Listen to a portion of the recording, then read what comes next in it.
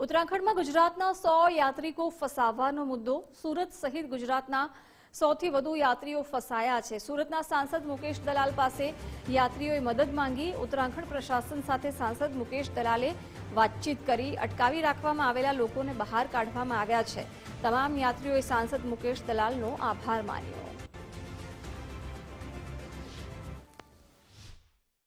ઉત્તરાખંડમાં ફસાયેલા યાત્રીઓને લઈને સુરત લોકસભાના સાંસદ મુકેશ દલાલે સ્થાનિક વહીવટી તંત્રનો સંપર્ક કરી તાત્કાલિક આવા તમામ મુસાફરોને છે તે વહેલી તકે બહાર કાઢવા માટે જે છે તે સૂચના આપી હતી। કઈ રીતના ત્યાં લોકો ફસાયા હતા અને કેવી રીતના તેમનો સંપર્ક કર્યો આપણે જાણવાનો પ્રયત્ન કરીશું। જે મુકેશભાઈ કઈ રીતની રજૂઆત હતી અને શું હકીકત જાણવા મળી? બપોરે એક ફોન મારી પર આવ્યો હતો કે અમે લોકો સાહેબ ઉત્તરાખંડમાં ફરીને આવી રહ્યા હતા અને લગભગ 100 જેટલા ગુજરાતીઓ અહીં ચંબોલીમાં ક્યાંક અમે ટ્રેપ થયા છે।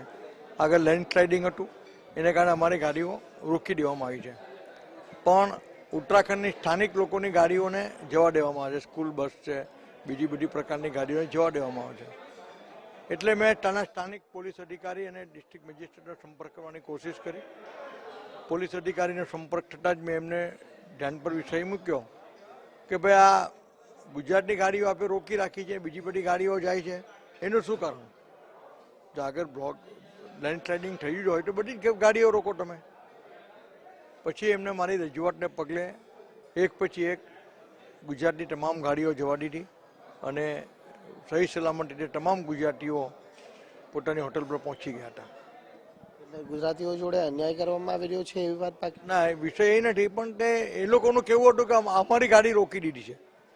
ભેદભાવ તો કરવામાં આવી રહ્યો? કદાચ એ લોકોનું કેવું હતું કે જે લોકલ રહે છે, લોકલ લોકો ત્યાં આગળ માત્ર ઉત્તરાખંડના નહીં પણ જે લોકલ જે ચંબોલીના લોકો હોય એ લોકોની અમે ગાડી જવા દઈએ છીએ।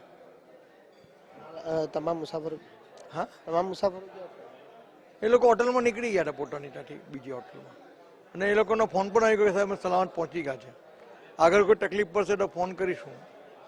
બિલકુલ, આ હતા સાંસદ મુકેશ દલાલ, જેમનું કહેવું છે કે તેમની મધ્યસ્થી બાદ છે તે ત્યાંના વહીવટી તંત્ર દ્વારા તમામ જે મુસાફરો હતો તેમને સુરક્ષિત સ્થાને હાલ જે છે તે રવાના કરી દેવામાં આવ્યા છે। પરંતુ આ સમગ્ર ઘટનાને લઈને ક્યાંક જે ઉત્તરાખંડ જતા ગુજરાતીઓ જોડે ભેદભાવવાળી નીતિ કરવામાં આવી હોવાનું પણ હાલ વાયરલ વિડીયોમાં છે તે જણાવવામાં આવી રહ્યું છે।